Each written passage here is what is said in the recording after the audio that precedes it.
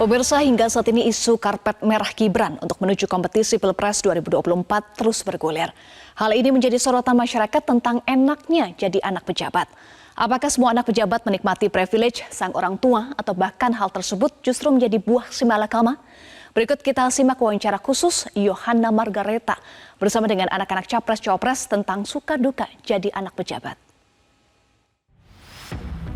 Ya pemirsa, pasca putusan MK terkait dengan batas usia capres dan juga cawapres, kemudian masyarakat menyoroti beberapa hal yang lebih spesifik lagi, yaitu tentang enaknya jadi anak pejabat. Nah, saya mau tanya nih kepada rekan saya dulu, Irena, kalau ya sebagai jurnalis melihat anak pejabat, itu apa yang terlintas di pikiran pertama kali? Ya, tadi ya mungkin ya seperti yang Yohana sudah sampaikan sedikit di awal. Mungkin tidak hanya bagi jurnalis tapi juga bagi masyarakat umum. Anak-anak pejabat ini memiliki satu hal yang tidak dimiliki oleh masyarakat secara luas, yaitu privilege atau kesempatan atau keistimewaan yang bisa jadi tidak bisa didapatkan apalagi oleh masyarakat umum ya, apalagi kalau misalkan dia menjadi anak dari kepala daerah, dari menteri, dari wakil presiden atau bahkan dari presiden. Nah, ini kan soalnya panas banget nih, isu ini bergulir sampai sekarang masih menghiasi ruang media seperti itu. Kenapa sih, ini apa yang meresahkan sebenarnya? Kita memang tidak bisa menggeneralisir semua anak pejabat itu akan menggunakan privilege yang yang mereka miliki, tapi memang ada kecenderungan bahwa ketika orang memiliki privilege ya bisa jadi kan ada penyalahgunaan, ada potensi penyalahgunaan yang dia lakukan, bisa jadi untuk kepentingan dirinya sendiri, untuk kepentingan keluarganya, untuk kepentingan kelompoknya atau golongannya yang itu berpotensi untuk mencederai atau mungkin merugikan bagi masyarakat umum.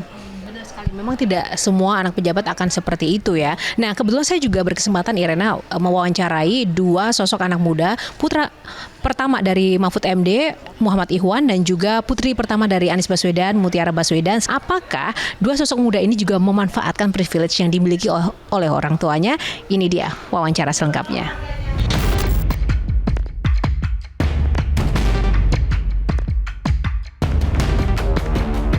Ini saya berada di kediaman dari Bapak Anies Baswedan. Kita temui putrinya, putri pertama dari Anies Baswedan, yaitu Mutiara Anissa Baswedan. Halo Mbak Tia, apa kabar? Makasih ya waktunya. Thank you so much. Lagi sibuk apa nih? Sekarang lagi sibuk ngantor aja, sama ikut kegiatan-kegiatan Abah, karena kan lagi keliling ya. Jadi aku penasaran, jadi pengen ikut-ikut gitu. Oh, jadi ikut apa kegiatan politik seperti itu? Sebenarnya kemarin terakhir ke yang KPU. Jadi ke KPU itu ikut jalan di sekitarnya Abah, jadi pengen ngerasain suasananya tuh kayak gimana sih kemarin gitu. Itu tuh disuruh sama Abah, sama Mama, atau memang keinginan sendiri? Sebenarnya aku pengen sih, secara pribadi tuh aku merasa ini kesempatan untuk belajar dan juga belum tentu semua orang bisa mendapatkan pengalaman yang sama gitu. Oh, ini sepertinya Mbak Tia ini udah langsung mau masuk ke poin pembicaraan kita, Mbak Tia. Berarti ini kita mau ngomongin masalah politik. Bagaimana Mbak Tia melihat Abah, sosok yang paling deket ya dengan Mbak Tia ini maju di bursa capres-cawapres? Ya sebenarnya aku ngelihat Abah itu maju kan ada tujuannya, pengen membuat perubahan untuk Indonesia yang lebih baik. Jadi aku di sini ikut mendukung, terus ikut diskusi juga sama Abah. Jadi seneng bisa jadi bagian dari gerakan ini gitu. Tapi juga Abah tuh mendorong Mbak Tia, mempersiapkan Mbak Tia untuk masuk ke politik nggak sih ke depannya? Sebenarnya enggak sih, Abah itu membebaskan juga kita tuh sebenarnya senengnya di bidang apa. Kebetulan aku kerja di think tank, jadi lebih ke kebijakan publik tapi bukan ke arah kayak politiknya gitu. Jadi aku ngerasa untuk aku pribadi nggak anti terhadap politik, tapi di sisi lain untuk sekarang belum ada pengalaman juga kan. Tapi ya ngomong-ngomong kan Mbak Tia lahir dari keluarga yang pendahulu pahlawan. Terus Abah pernah jadi menteri, gubernur DKI Jakarta, dan sekarang masuk ke capres-cawapres nanti 2024. Itu gimana sih rasanya jadi anak tokoh atau pejabat seperti itu? Sebenarnya bukan anak pejabat juga sih. Aku nggak melihat datang dari keluarga pejabat ya, soalnya dari aku kecil aku ngalamin dari Abah mahasiswa di Amerika. Dari Abah mahasiswa balik ke Indonesia kerja, misalnya sempat sebagai rektor Paramadina. Baru pas aku kelas 3 SMA, Abah sebagai Menteri Pendidikan gitu waktu itu. Jadi ngerasain tuh ini tuh tetap Abah sebagai Abah gitu, bukan terlepas dari jabatannya, ya tetap aja it's my Abah. Nah, tapi kan tetap saja keluarga dari pejabat itu mau memiliki fasilitas atau privilege tertentu. Nah, selama ini yang dirasakan oleh dan didapatkan oleh Mbak Tia dan keluarga, apa yang dirasakan privilege ketika enaknya jadi anak pejabat itu seperti apa sih? Sebenarnya ada enaknya ada enggaknya juga kan. Oke, gimana suka dukanya? Jadi kalau misalnya sukanya, ya alhamdulillah aku jadi bisa ikut Abah, ikut belajar. Kan belajar nggak harus selalu di ruang kelas ya. Jadi lihat Abah pidato, lihat Abah misalnya turun ketemu masyarakat, yang kayak gitu tuh buat aku pembelajaran juga. Itu privilege yang alhamdulillah aku dapatkan gitu dengan Abah menjabat. Tapi untuk dukanya ya pasti orang tua lebih sibuk, waktu berkurang. Cuman nggak cuman aku kok yang ngalamin itu. Jadi normal juga sama orang tuanya pejabat ataupun dokter, kan banyak juga dokter-dokter yang pulangnya malam juga. Jadi it's something yang emang harus dilewatin gitu. Kalau untuk fasilitas, sebenarnya Abah tuh selalu bilang jangan terbiasa dengan fasilitas yang ada. Jadi misalnya pas menteri gitu kan, Abah ada ajudannya yang selalu ikut kemana-mana. Jadi dan kadang kalau aku ikut Abah, ikut nempel gitu. Jadi kayak misalnya Mbak Tia lewat sini gitu. Sama Abah tuh bilang jangan kebiasa. Jadi one day kalau sampai udah nggak menjabat, kita tuh nggak boleh kaget gitu dengan fasilitas itu hilang semua gitu. Nah, alhamdulillah sih jadinya ya terbiasa gitu. Kalau kemana-mana ya sendiri, antara nyetir atau misalnya naik ojek. Sejauh mana itu jabatan dari orang tua itu juga berdampak pada kemudahan-kemudahan mendapatkan akses pendidikan atau peningkatan karir, prestasi dan segala macam? Sebenarnya menurut aku bukan jabatannya yang berpengaruh, cuman Abah itu sangat terbuka untuk diskusi gitu. Jadi misalnya untuk milih jurusan, milih fakultas dan lain-lain tuh diskusi sama Abah. Tapi untuk dibantu karena jabatan Abah, kebetulan kan pas itu Abah Menteri Pendidikan, terus aku lulus SMA mau nyari sekolah. Itu tuh sempet ramai karena aku nggak dapet undangan. Terus itu netizen udah langsung dikata-katain kan. Terus pas dapet komentarnya, wah ini pasti bantuan orang tua. Jadi mau apapun prestasi yang kita dapat ya mau nggak mau akan dikaitkan. Tapi memang itu kenyataannya. Ya udah diterima, dijalanin, dan kalau mau berprestasi ya harus usaha juga gitu. Nggak bisa pakai tiket anaknya siapa untuk daftar conference, misalnya daftar lomba, ya juri akan tetap objektif gitu. Tergantung ya kitanya qualified atau enggak gitu. Dilihat dari penjelasan dari Mbak Tia tadi, ternyata lebih banyak resikonya ya jadi anak pejabat ya Mbak Tia ya. Gimana? Menyesal nggak sih, atau merasa aduh kok gini sih serba salah, atau aduh lebih baik ya udah deh orang biasa aja. Pernah merasa seperti itu nggak sih? Ya pasti sekali-sekali ada. Cuman kalau ngelihat apalagi kemarin kan pas Abah gubernur, aku suka ikut kegiatan-kegiatannya untuk lihat aja gitu. Dan ada orang-orang nyamperin aku bilang, Mbak makasih Bapak sudah membuat program apa, terus saya terdampak bagaimana. Jadi itu benar-benar kayak berarti Abah tuh bisa membantu orang-orang di sekitar aku dan bisa bermanfaat juga, dan seneng gitu ngelihatnya. Ya kalau kita lihat kan Mbak Tia dan juga adik-adik ini punya karpet merah untuk bisa ngapain aja dengan instan dan mudah. Itu yakin tidak ini dimanfaatkan dengan posisi Abah yang sekarang menjadi salah satu tokoh terkenal di Indonesia? Abah juga nggak pernah menunjukkan bahwa ada karpet merah gitu untuk kita. Jadi yang Abah selalu katakan itu ya harus berusaha dengan caranya sendiri. Dan aku ke Abah itu bukan untuk minta akses ke tempat-tempat tertentu, tapi lebih ke arah diskusi dan juga ini kira-kira bisa diskusi dengan siapa gitu selain Abah. Kan mungkin Abah bidangnya nggak selalu sama gitu dengan aku, terus temennya diajak diskusi gitu. Jadi bukan kayak bisa langsung gitu kan. Harapan untuk Pilpres nanti 2024 khususnya untuk perjalanan Abah ke depan seperti apa, dan juga pesan untuk teman-teman anak muda di luar sana. Kalau pesan untuk Abah, jaga kesehatan. Mudah-mudahan lancar semuanya. Anak-anak pasti dukung semua dengan caranya masing-masing. Kalau untuk pesan untuk anak-anak muda ya, kalau terkait sosmed, gunakan sosmed dengan hati-hati gitu. Kalau misalnya mau komentar, pikirkan kalau misalnya kita dikomentar dengan cara yang sama, kira-kira menyakiti perasaan atau enggak gitu. Dan untuk anak-anak muda juga, ya berusaha untuk berprestasi aja semampunya, dan semua orang tuh punya timeline-nya masing-masing, nggak harus selalu sama gitu patokannya. Kan di sosmed tuh udah banyak tuh yang ini sudah mencapai apa, jangan jadi pressure karena semua orang udah ada waktunya masing-masing. Oke, thank you Mbak Tia, terima kasih banget, sangat menginspirasi loh. Thank you ya.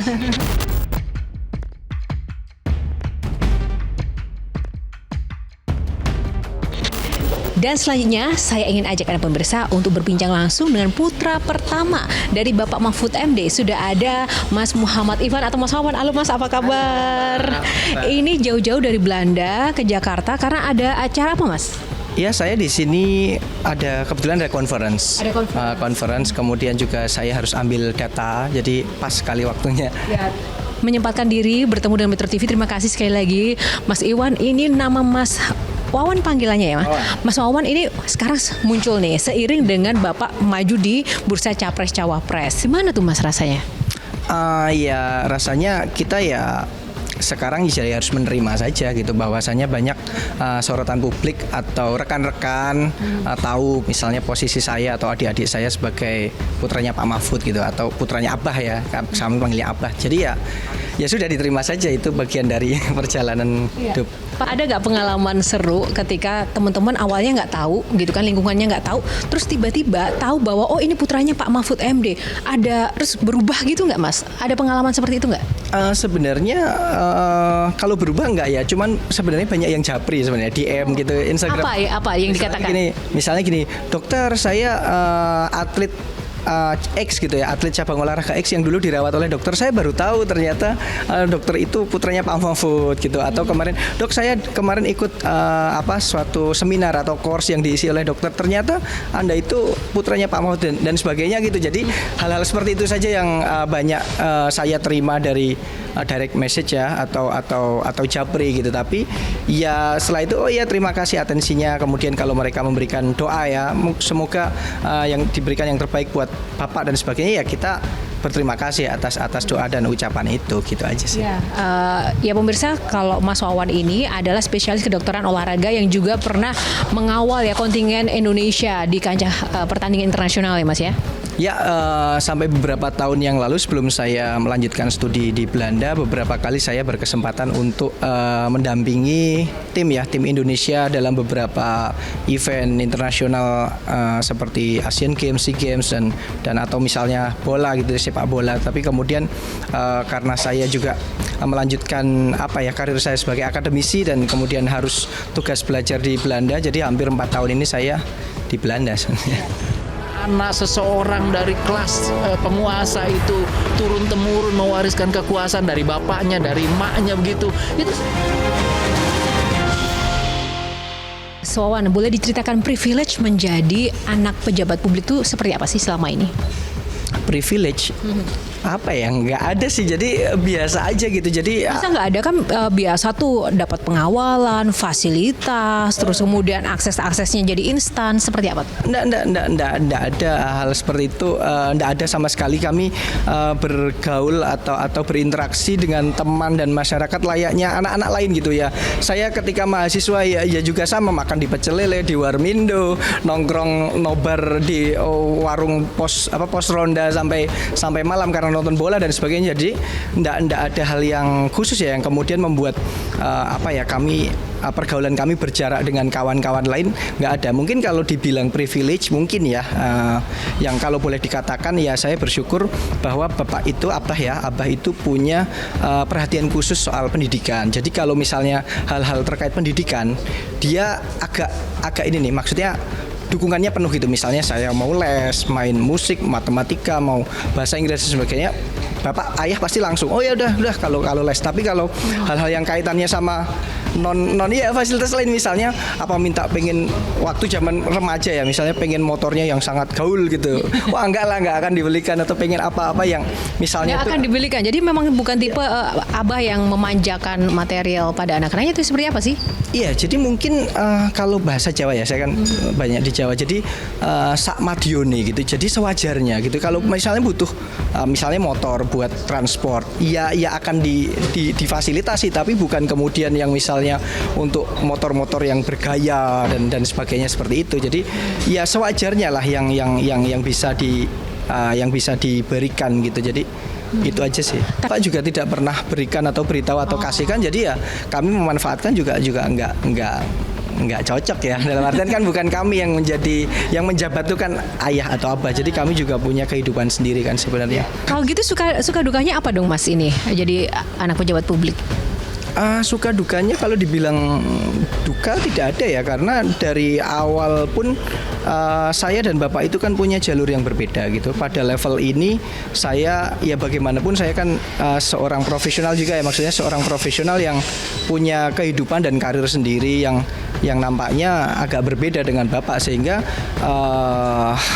interaksi yang kemudian membuat suka atau duka itu ya nampaknya tidak terlalu berpengaruh pada kehidupan saya, apalagi saya juga punya. Bagaimana sekarang Mas Wawan sendiri melihat ini Bapak melenggang ke bursa cawapres untuk Pilpres 2024? Seperti apa melihat sosok abahnya seperti ini?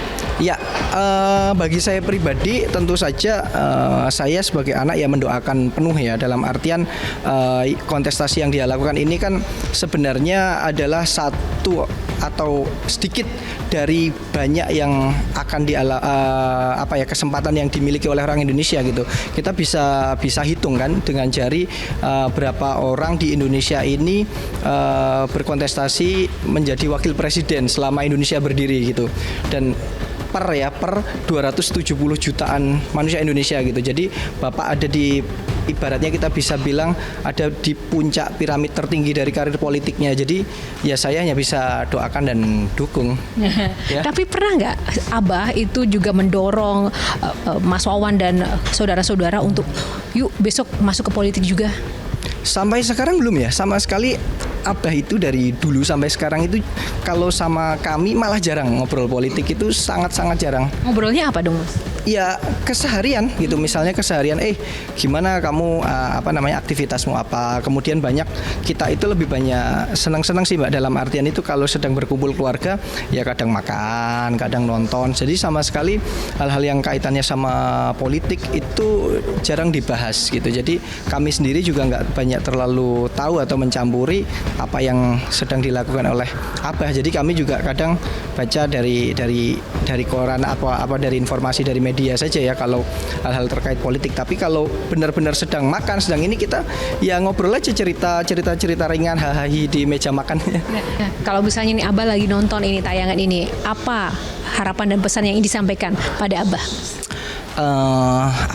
Pesannya adalah tetap ini aja tetap semangat, tetap istiqomah gitu, dan insya Allah apapun hasilnya itu pasti sudah menjadi yang terbaik gitu.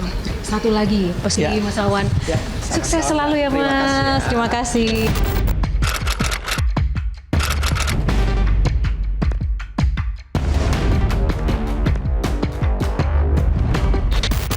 Baik, kita akan langsung saja minta tanggapan dari sejarawan kita, Bung JJ Rizal. Bang Rizal, bagaimana Anda melihat tentang privilege dulu nih? Ya, privilege kalau kita nengok ke sejarah kita, terutama di awal 20 di masa perkembangan gagasan nasionalisme sebagai antitesis kolonialisme yang kemudian melahirkan kemerdekaan yang kemudian membuahkan yang namanya Republik Indonesia, itu dimulai oleh gagasan tentang berakhirnya kebangsawanan asal atau kebangsawanan usul gitu, kebangsawanan asal atau kebangsaan dari mana seseorang itu ada begitu ya. Tapi yang dikembangkan adalah kebangsawanan pikiran. Karena waktu itu konteksnya adalah bagaimana kolonialisme itu bekerja sama dengan feodalisme, dan kolonialisme ini menggunakan sistem indirect rule, artinya menggunakan sistem pejabat-pejabat pribumi, dan pejabat-pejabat pribumi sedemikian rupa membentuk satu konsep politik di mana secara turun-temurun mereka menjadi bagian dari the ruling class atau kelas penguasa. Dan buat para tokoh bangsa di awal abad 20 ini bagian dari pondasi terkuat kekuasaan kolonial yang harus dihancurkan. Karena itu mereka menolak sistem kebangsawanan asal. Ya, kebangsawanan yang berasal dari hierarki keturunan dan kemudian dia punya keistimewaan tidak. Kebangsawanan baru itu ditentukan bukan oleh dari mana seseorang berasal, keturunan siapa, tapi dari pikirannya. Nah, di titik itu yang menarik adalah justru yang banyak menolak keturunan bangsawan itu sendiri. Contohnya adalah Kartini, ya, kemudian Abdul Rifai di Sumatera, kemudian juga ada orang seperti Cipto Mangunkusumo. Kemudian ada orang seperti Sutomo, ada orang seperti Soekarno, ada orang seperti Hatta. Itu semua adalah anak-anak bangsawan yang bunuh diri kelas dan bilang bahwa kebangsawanan hari ini tidak ditentukan oleh darahnya, keturunan siapa, tapi oleh seberapa hebat pikiran yang dia punyai. Jadi ketika sekarang kita bicara lagi kembali tentang anak-anak seseorang dari kelas penguasa itu turun-temurun mewariskan kekuasaan dari bapaknya, dari emaknya begitu, itu sebenarnya kita berjalan mundur, nggak berjalan maju. Kita justru mengkhianati gagasan para pemikir bangsa. Itu ironinya kita mau menyambut 80 tahun 100 tahun Indonesia, justru pikirannya itu mundur ke awal sebelum Indonesia itu dibentuk dalam gagasan pikiran para pendiri bangsa. Apa yang kemudian membuat ada pergeseran konsep seperti itu tentang yang namanya privilege, kekuasaan seperti itu? Pertama menurut saya karena orang-orang ini yang menjadi elit nggak ngerti apa itu Indonesia. Raison d'être Indonesia itu didirikan tuh, alasan keberadaan Indonesia tuh apa. Bahkan mereka tahu ini negara republik, tapi mereka nggak ngerti apa alasan kenapa para pendiri bangsa menggagas memilih republik, tidak memilih kerajaan. Nah, republik itu basisnya adalah kebangsawanan pikiran. Pikiran yang diutamakan bukan dia keturunan siapa, dia anak siapa. Nah, problematikanya hari ini adalah ketidakpahaman akan gagasan keindonesiaan tapi mau memimpin Indonesia. Itu kan bukan hanya membuat sesat tapi membuat cilaka Indonesia. Bagaimana ketika Anda melihat kasus-kasus yang sekarang sedang berkembang ya, banyak sekali anak-anak pejabat atau mungkin keluarga orang-orang yang berkuasa kemudian merasa menikmati dan itu menurut mereka ada sesuatu hal yang wajar. Ya, ini kan sebenarnya Gibran itu hanya puncak dari gunung es. Kita bisa melihat fenomena bagaimana politik dinasti, politik hierarki seperti di masa awal kekuasaan kolonial menggunakan struktur pribumi turun-temurun begitu yang menghasilkan budaya feodalisme bekerja sama dengan kolonialisme untuk melakukan eksploitasi. Ini terulang lagi. Jadi sekarang Gibran itu hanya puncak gunung es dari banyak kasus di Indonesia yang bisa kita sebutkan dengan mudah. Terjadi di Banten, terjadi di Banyuwangi, terjadi di banyak tempat di Indonesia. Dan saya pikir ini suatu bentuk kemunduran dari pemikiran dan pemahaman tentang apa itu Indonesia. Dan ini hal yang sangat menyedihkan karena tidak ada massa yang seterus terang, seterbuka ini mengkhianati nilai-nilai proklamasi. Tapi batasannya itu seperti apa, Bung Rizal? Batasannya adalah kontestasi, kesempatan berkontestasi. Jadi ketika para anak-anak the ruling class ini mewarisi kekuasaan dan akhirnya kekuasaan tidak tersirkulasi, kekuasaan itu berpusat di orang itu aja begitu dan otomatis tidak akan menghasilkan perubahan, tidak ada sesuatu yang sifatnya responsif dan melahirkan pembaruan, tidak akan tanggap terhadap perubahan zaman dan tantangan zaman karena mereka sibuk untuk bagaimana bertahan sebagai the ruling class atau kelas penguasa. Dan di titik ini menurut saya harapan-harapan apapun tentang perbaikan jadi buntu. Anda bilang bahwa ini ada suatu kemunduran. Akan semundur apa dan dampak terbesarnya apa yang nanti bisa dialami oleh masyarakat jika mungkin the ruling parties atau mungkin individunya seperti itu? Ya artinya masyarakat tidak ada. Masyarakat tuh hanya ngontrak. Gagasan untuk masyarakat yang harusnya jadi mahkota sekarang jadi keset. Yang mereka pertaruhkan pertama adalah bagaimana berbagi kekuasaan, perimbangan dalam berbagi kekuasaan di antara kelas ruling class. Jadi tidak ada pergantian ruling class. Padahal pemilu dan demokrasi itu intinya adalah bagaimana kekuasaan itu bisa terbuka dalam konteks kontestasi secara fair begitu. Nah sekarang kan tidak ada, tiba-tiba anak seorang presiden yang tidak pernah aktif di dalam partai hanya dagang barang-barang tertentu atau makanan tertentu tiba-tiba bisa menjadi ketua partai. Itu bagaimana? Dalam sistem kepartaian itu tidak, partai itu kan kader begitu ya. Kenapa orang kayak jadi perusahaan multinasional, orang yang nggak tahu menau bisa jadi direkturnya begitu? Itu kan ajaib. Jadi buat saya ini masa di mana pemikiran tentang apa itu demokrasi, di dalamnya ada partai sebagai mesin demokrasi. Partai itu perlu ideologi karena itu bisa menerapkan disiplin partai. Orang-orang yang keluar dianggap dari garis partai itu harus dikenakan disiplin. Itu tidak hidup, dan otomatis sebenarnya pengertian dan pemahaman kita tentang republik yang di dasarnya adalah demokrasi itu kacau, dan otomatis sebenarnya kita punya nama Republik Indonesia, tapi nama itu sebenarnya pepesan kosong. Bohongan saja, karena isinya itu sama-sama sekali bukan republik. Pernah di tahun 1950-an ada seorang sejarawan namanya G.J. Racing bilang ada kecenderungan Republik Indonesia akan berubah menjadi Porsten London Republik atau Republik Keraton. Mungkin ini, hari ini. Kan keraton kan kerajaan terlampau sekali ya. Ya artinya kita bukan maju mundur, kan ironi. Paling enggak kita mengalami evolusi, maju tapi tidak berkualitas. Enak atau hidup nggak berkualitas? Kan enak. Tapi yang terakhir ini, lalu apa yang bisa dilakukan dan siapa yang bisa meluruskan? Ya menurut saya yang bisa dilakukan adalah publik harus protes, publik harus berteriak. Publik harus melakukan sesuatu terhadap pemilu yang jangan-jangan tidak ada hubungan apa-apa dengan mereka hasilnya. Pemilu ini hanya bagaimana the ruling class bertukar kekuasaan, berbagi kekuasaan, saling berkompromi tentang urusan publik nomor 18. Jadi kita tidak tahu republik ini apakah masih akan ada 100 di usianya ke 100 tahun atau ada tapi tinggal namanya doang republik, tapi isinya adalah sebuah sistem kekuasaan yang bersifat keraton di mana tidak ada daulat rakyat, yang ada hanya daulat tuanku. Tidak ada urusan tentang kerakyatan, tentang ekologi, rakyat menghadapi krisis iklim, bahaya krisis pangan, penyakit, itu tidak ada. Karena yang di dalam pikiran daulat tuanku itu hanya urusan para tuan-tuan saja, urusan rakyat nomor 888 9. Terima kasih Bang Rizal.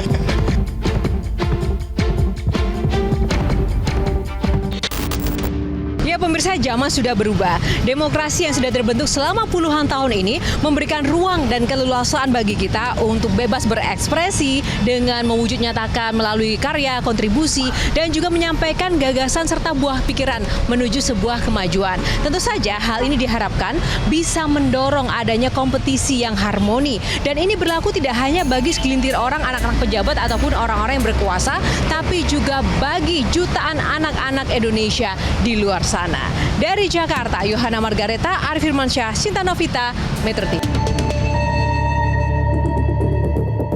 Jelajahi cara baru mendapatkan informasi. Download Metro TV Extend sekarang.